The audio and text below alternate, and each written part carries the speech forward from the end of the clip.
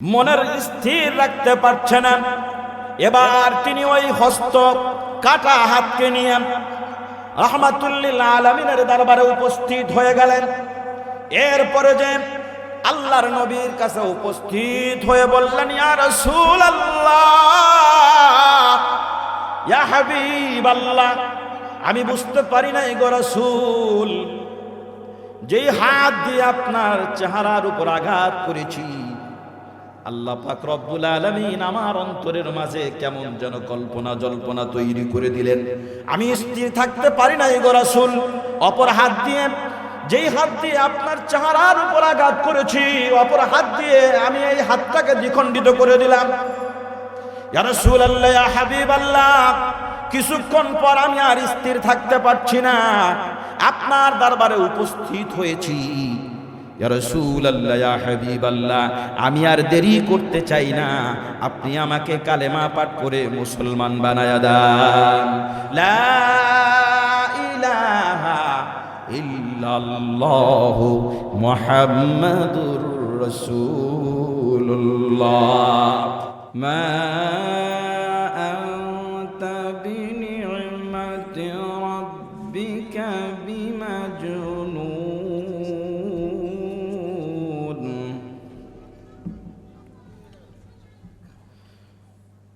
نون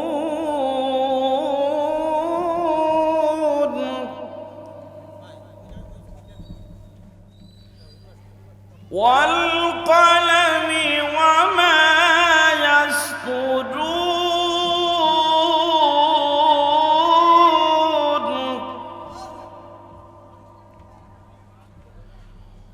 ما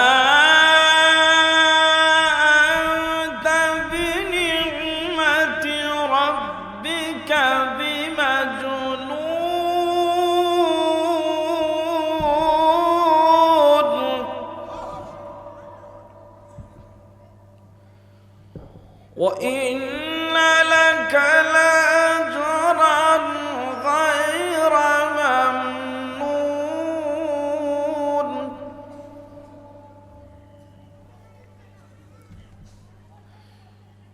وإنك لعلى خلق عظيم.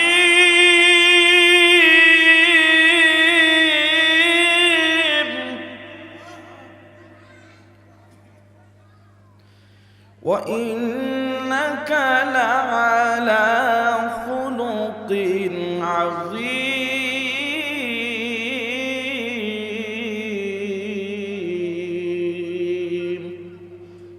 صدق الله العظيم. وقد جاء في الحديث الشريف عن أبي هريرة رضي الله تعالى عنه أنه قال: قال النبي صلى الله عليه وسلم: كلمتان حبيبتان إلى الرحمن خفيفتان على اللسان ثقيلتان في الميزان سبحان الله وبحمده سبحان الله العظيم. رواه البخاري. وقال تعالى في شان حبيبه ومحبوبه تعظيما وتكريما: إن الله وملائكته يصلون على النبي يا أيها الذين آمنوا صلوا عليه وسلموا تسليما. اللهم صل على مولانا محمد وعلى آله سيدنا مولانا محمد. জবান খুলে মহব্বতে পড়ুন: বালাগাল উলা বিকামালিহি كشف الدجى بجماله حسنت جميع خصاله صلوا عليه هنا يفلت बुलबुल का तरन्नुम भी ना हो चमने दहर में कलियों के तबस्सुम भी ना हो बलगल उला बि कमालिही कशफत दुजा बिजमालिही حسنت جميع خصاله صلوا عليه وآله اللهم صل وسلم وبارك عليه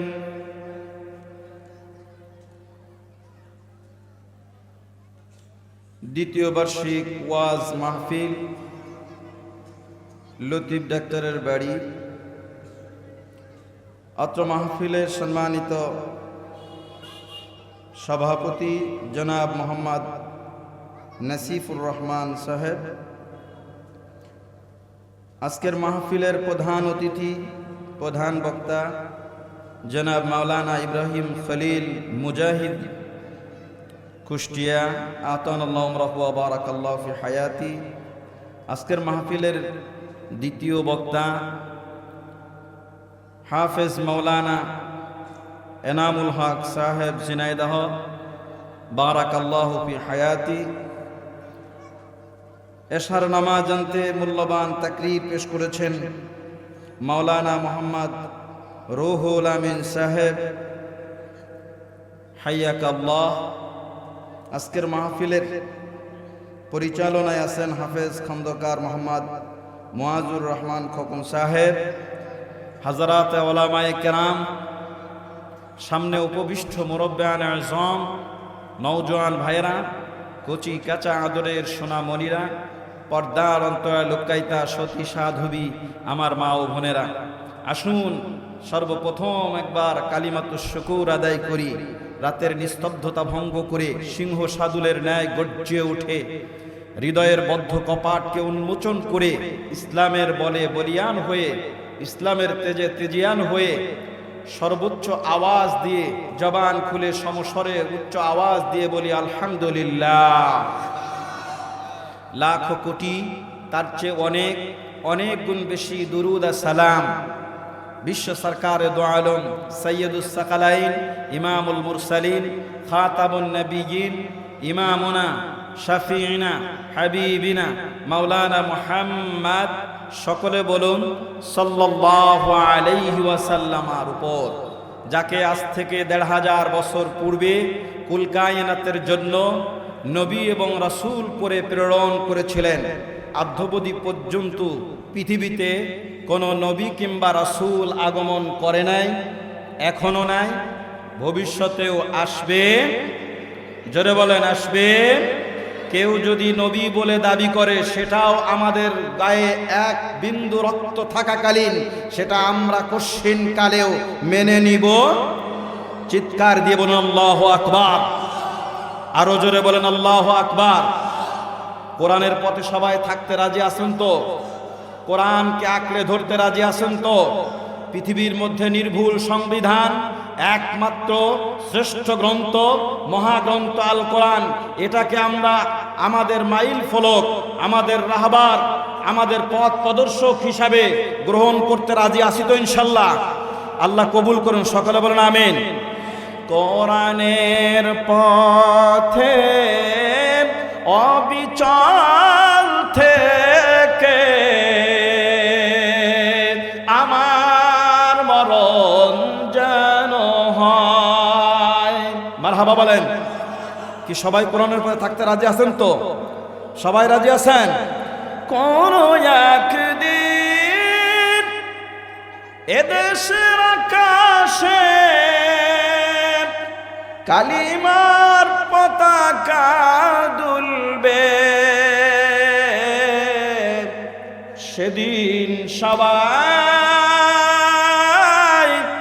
খোদাই বিধান বেদনা ভুলবে, দুঃখ বেদনা ভুলবে। মারহাবা বলেন, আরো জোরে বলেন মারহাবা। সেদিন আর হবে না হাহাকার, অন্যায় জুলুম আর অনাচার, দুর্নীতি কদাচার, থাকবে না অবিচার। সবাই বলেন, দুর্নীতি কদাচার, থাকবে না অবিচার, সকলেই শান্তিতে থাকবে। সেদিন সবাই খোদাই বিধান পে দুঃখ বেদনা ভুলবে, দুঃখ বেদনা ভুলবে। মারহাবা বলেন, জোরে বলেন নারা তাকবীর, আরো জোরে বলেন নারা তাকবীর। আমার ভাইয়েরা, আমি আপনাদের সম্মুখে কুরআনুল কারীম থেকে সূরাতুল কলাম নামক একটা সূরা আছে, সেখান থেকে আপনাদের সম্মুখে তেলাওয়াত করেছি। একটি মাত্র আয়াতের সংক্ষিপ্ত পরিসরে তাফসীর করার চেষ্টা করব। রব্বুল আলামিন যদি বলবার তৌফিক দেন, বোঝাবার চেষ্টা করব। আমা তাওফীকি ইল্লা বিল্লাহ। সকলে বলুন আমিন, আরো জোরে বলেন আমিন। এই পৃথিবীতে আল্লাহ পাক রব্বুল আলামিন তিনটি জিনিসকে আজিম বলে সম্বোধন করেছেন। কয়টা জিনিস? জোরে আমার সাথে কথা বলুন, কয়টা? তিনটা। এক নম্বরে আল্লাহ পাক রব্বুল আলামিন তার আরশকে আজিম বলেছেন। সুবহানাল্লাহ বলেন। সে ব্যাপারে কুরআনুল কারীমের মধ্যে আল্লাহ পাক মেসেজ দিয়েছেন, ফাইন তাওয়াল্লাউ ফাকুল হাসবিয়াল্লাহু লা ইলাহা ইল্লা হুয়া আলাইহি তাওয়াক্কালতু ওয়া হুয়া রাব্বুল আরশিল আযীম। চিৎকার দিয়ে বলুন আল্লাহু আকবার। দুই নম্বরে আল্লাহ পাক রব্বুল আলামিন তার কোরআনকে আজিম বলেছেন। কোরআন হচ্ছে আজিম, আরশ হচ্ছে আজিম। কোরআন আজিম তার সপক্ষে দলিল হিসাবে আল্লাহ পাক রব্বুল আলামিন বলে দিয়েছেন, সাবঈ মাসানি ওয়াল কুরআনাল আযীম। আওয়াজকে একবারে বলুন আল্লাহু আকবার। তাহলে এক নাম্বার আজিম কাকে বলেছেন? আরশ হলো আজিম। দুই নাম্বার কোরআন হচ্ছে আজিম। তিন নাম্বার আল্লাহ পাক রব্বুল আলামিন স্বয়ং তার বন্ধুর চরিত্রকে আজিম বলেছেন। সুবহানাল্লাহ। সে ব্যাপারে আল্লাহ পাক রব্বুল আলামিন কোরআনুল কারীমের সূরাতুল কলামে বলেছেন, ওয়া ইন্নাকা লাআলা খুলুকিন আযীম। আমার ভাইয়েরা, আল্লাহ পাক রব্বুল আলামিন বলেন, নিশ্চয় আমি আল্লাহ আপনাকে সুমহান চরিত্রের অধিকারী বানিয়েছি। তুমি অবশ্যই মহান চরিত্রের অধিকারী। এই পৃথিবীতে আল্লাহ পাক রব্বুল আলামিন তিনটা জিনিসকে আজিম বললেন। এই আজিমের ব্যাখ্যা করতে যেয়ে আল্লামা আবু আব্দুল্লাহ ফখরুদ্দিন রাজি রাহিমাহুল বারি তদীয় তাফসীর মাফাতিহুল গায়বের মধ্যে লেখেন, আজিমের ব্যাখ্যা করতে যেয়ে বলেন, লা তুলা লাহু ওয়ালা আরাদা লাহু ওয়ালা বিদায়াতা লাহু ওয়ালা নিহায়াতা লাহু। আজিম এমন একটা শব্দ যার অর্থ হলো মহান। আবার আরেকটা শব্দ আছে মহান, সেটাকে বলা হয় কাবীর। কাবীর মানেও মহান, আজিম মানেও মহান। কাজী কাবীর আর আজিমের ডিসটেন্স পার্থক্য করলেন। আল্লামা আবু আব্দুল্লাহ ফখরুদ্দিন রাজি রাহিমাহুল বারি বলেন, কাবীর এমন একটা শব্দ যার শুরু আছে, শেষ আছে, দৈর্ঘ্য আছে, প্রস্থ আছে, এটাকে বলা হয় কাবীর। এটাকে কি বলা হয়? কাবীর মানে যার দৈর্ঘ্য আছে, প্রস্থ আছে। আর আজিম এমন একটা শব্দ, লা তুলা লাহু ওয়ালা আরাদা লাহু ওয়ালা বিদায়াতা লাহু ওয়ালা নিহায়াতা লাহু। যেই শব্দটার মহান, এত মহান অর্থবহ, আল্লামা আবু আব্দুল্লাহ ফখরুদ্দিন রাজি বলেন, যার শুরু আছে কিন্তু শেষ নাই, দৈর্ঘ্য আর প্রস্থ বলতে কিছু নাই। আল্লাহু আকবার, আরো জোরে বলেন আল্লাহু আকবার। এটাকে ব্যাখ্যা করতে যে আরো ডিসটেন্স ব্যাখ্যা করলেন, পৃথিবীতে 3 ধরনের চরিত্র পাওয়া যায়। কয় ধরন? জোরে বলেন কয় ধরন? একটা হলো হাসান, একটা হলো কারিম, আরেকটা হলো আজিম। আরেকটা কি? আজিম, কারিম, হাসান। হাসান এমন একটা চরিত্র, কেউ আপনাকে একটা থাপ্পড় দিয়েছেন, বিনিময়ে আপনি তাকে থাপ্পড় দিয়ে দিলেন, কিসাস গ্রহণ করলেন, এটাকে বলা হয় হাসান। এটাকে কি বলা হয়? জোরে বলেন কি বলা হয়? ফাজাযাউ সাইয়্যাতিন সাইয়্যাতিন বিমিসলিহা। কেউ আপনাকে একটা থাপ্পড় দিল, আপনিও প্রতিশোধ, তাকে থাপ্পড় দিয়ে দিলে তাকে প্রতিশোধ হয়ে গেল। কথা বলেন ঠিক কিনা? এটাকে বলা হয়েছে হাসান। কিন্তু এ থেকে একটু উত্তীর্ণ হয়ে সামনে যদি আপনি যান, এর উপরের চরিত্রটার নাম হচ্ছে কারিম। নাম কি? জোরে বলেন নাম কি? কারিম এমন একটা চরিত্র, কেউ আপনাকে একটা থাপ্পড় দিয়েছেন, প্রতিশোধ আপনি থাপ্পড় না দিয়ে ক্ষমা সুন্দর দৃষ্টিতে দেখবেন, ক্ষমা করে দিবেন। ভাইরা আমার, সমাজের মধ্যে বিচার হয়, মাতবর আছে না নাই? মাতবর যারা আছেন তারা বিচার করে দেন। একটা মজলিস কায়েম করেন, সেখানে ইচ্ছা করলে তাকে মারপিট করতে পারত, প্রতিশোধ গ্রহণ করতে পারত, কিন্তু প্রতিশোধ গ্রহণ না করে একটা ধমক দিয়ে তাকে পাঠিয়ে দিল, যাও, খবরদার এরপরে আর যেন কখনো না দেখি। আছে না নাই? জোরে বলেন আছে না নাই? রব্বুল আলামিন চাহে তো এমন দৃষ্টান্ত এই ব্যবহারের কারণে তার অন্তরের মধ্যে আল্লাহ পাক রব্বুল আলামিন দয়া দিতে পারে কি পারে না? অন্তরটা ঘুরাইয়া যিনি দেবেন তিনি কে? আরো জোরে বলেন, আওয়াজ করে বলেন তিনি কে? আমার ভাইয়েরা, কোরআনে কারীমে আল্লাহ পাক রব্বুল আলামিন বলেছেন, ফামান আফা ওয়া আসলাহা ফাআজরুহু আলাল্লাহ। আওয়াজ করে বলুন আল্লাহু আকবার। আমার ভাইয়া, এর চাইতেও শ্রেষ্ঠ যে চরিত্রটা হবে, এ থেকে আরেকটু উত্তীর্ণ হয়ে যে চরিত্রটাকে আজিম বললেন, আমার ভাইয়েরা, সুমহান চরিত্রের অধিকারী যাকে বলেছেন, এত সুন্দর চরিত্র, মক্কার জমিনে আল্লাহর নবী ছোট্ট মানুষ, কাট্টা কাফেরেরা নবীকে বিভিন্নভাবে নির্যাতন করেছে। চেহারার উপরে নূরানি মোবারক চেহারা কাফের আঘাত করলো, ডান হস্ত দিয়ে আঘাত করেছেন, ওই হাতের 5টা পঞ্চ আঙ্গুলের ছাপ চেহারার উপর পড়ে গেল। আল্লাহর নবী মাথাটা নিচু করে দিয়ে আল্লাহর দরবারে দোয়া করলেন, রব্বুল আলামিন, ইহুদি বোঝে নাই, আল্লাহ তুমি তাকে মাফ করে দাও, হেদায়েতের মালা তুমি তার গলায় পরিয়ে দাও। চিৎকার দেবেন আল্লাহু আকবার। আল্লাহর নবী হাতটাকে টেনে মাসে করে দিলেন, বুঝতে পারে নাই। আল্লাহর নবী স্থান প্রস্থান নিলেন, সেখান থেকে গমন করে চলে গেলেন। ইহুদির মনের মধ্যে কল্পনা জল্পনা, আহারে কাকে আঘাত করলাম আমি তো বুঝি নাই। বাড়িতে যেয়ে ঘরের থেকে তলোয়ার নিয়ে যেই হাত দিয়ে নূরানি মোবারক চেহারার উপরে আঘাত করেছে, যেই হস্ত দিয়ে, ওই চেহারার আঘাতের যেই হস্ত, ওই হাতটাকে অপর হাত দিয়ে তলোয়ার নিয়ে সাথে সাথে বিলম্ব না করে দ্বিখণ্ডিত করে ফেললেন। আল্লাহু আকবার। আরো জোরে বলেন আল্লাহু আকবার। কিছুক্ষণ পর ইহুদি মনের স্থির রাখতে পারছে না, এবার তিনি ওই হস্ত কাটা হাতকে নিয়ে রাহমাতুল্লিল আলামিনের দরবারে উপস্থিত হয়ে গেলেন।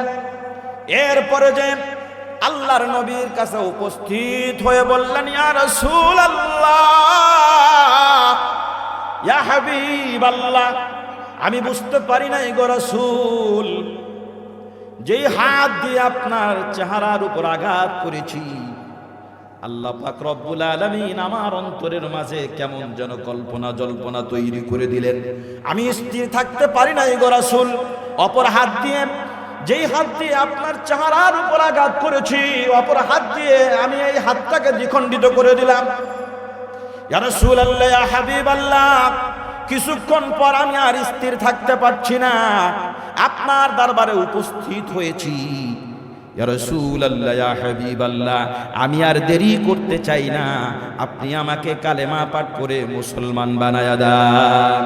লা ইলাহা ইল্লাল্লাহু মুহাম্মাদুর রাসূলুল্লাহ। ভাইরা আমার, আল্লাহর হাবিব সাল্লাল্লাহু আলাইহি ওয়াসাল্লাম ইহুদিকে লক্ষ্য করে এবার বললেন, যেই হস্তটা তুমি দ্বিখণ্ডিত করে ফেলেছো, ওই কাটা হাত আমার সম্মুখে নিয়ে এনে দাও।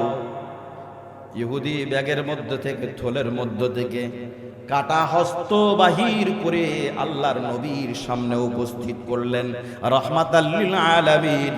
ওই কাটা হাতটাকে আবার সামনাসামনি রেখে মুখের থেকে থুতু মুবারক নিয়া সেখানে একটু মেসেজ করে দিলেন, মাসে করে দিলেন, লাগায়া দিলেন। এবার কিছুক্ষণের মধ্যেই কাটা হস্ত এমন ভাবে জোড়া লেগে যায়, কেমন যেন এই হাতের উপরে কোনো কাটার চিহ্নই পাওয়া যায় না। আল্লাহু আকবার। রাহমাতুল লিল আলামিনের আমার ভাইয়েরা, আল্লাহ রাব্বুল আলামিনের পক্ষ থেকে এমন একটা পাওয়ার, এমন একটা শক্তি দিয়েছেন, নবীর মুজিজা। এই পৃথিবীতে অন্য অন্য নবীদের মুজিজার একটা সংখ্যা, নির্দিষ্ট একটা সংখ্যা আছে, কিন্তু রাহমাতুল লিল আলামিনের মুজিজার সংখ্যার একটা সংখ্যা বর্ণনা করেছেন মুফাসসিরিনে কেরাম। ৪৫০০ অধিক মুজিজা রয়েছে। সুবহানাল্লাহ। আমার ভাইয়েরা, আল্লাহর নবীর চরিত্রটা হলো আজিম। চরিত্র কি? আজিম। যেই আজিম চরিত্রের ব্যাখ্যা করতে যান আম্মা জান আয়েশা সিদ্দিকা রাদিয়াল্লাহু তাআলা আনহার কাছে এসে সাহাবায়ে কেরাম জিজ্ঞাসা করলেন, আম্মা জান আয়েশা, আল্লাহর নবীর সুমহান চরিত্র সম্পর্কে একটু আমাদেরকে জানাইয়া দেন। এবার আম্মা জান আয়েশা সিদ্দিকা রাদিয়াল্লাহু তাআলা আনহা বলতেছেন, তোমরা কি কোরআন পড়ো না? কানা খুলুকুহুল কুরআন। চিৎকার দিয়ে বলুন আল্লাহু আকবার। গোটা চরিত্র, গোটা কোরআন হচ্ছে আল্লাহর নবীর সুমহান চরিত্রের বর্ণনা। সুবহানাল্লাহ। চিৎকার দিয়ে বলুন আল্লাহু আকবার। আল্লাহ পাক রব্বুল আলামিন বলেন, লাকাদ কানা লাকুম ফি রাসূলিল্লাহি উসওয়াতুন হাসানাহ।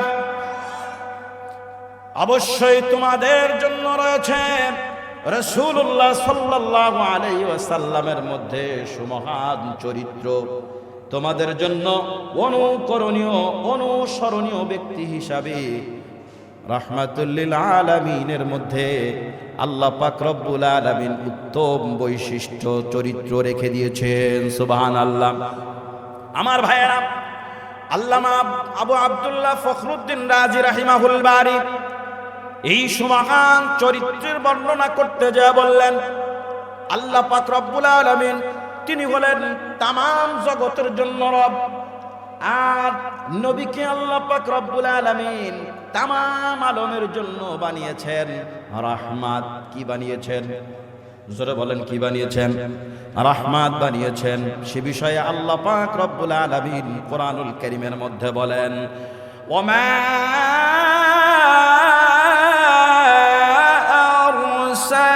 আরসালনাকা ইল্লা রাহমাতাল লিল আলামিন।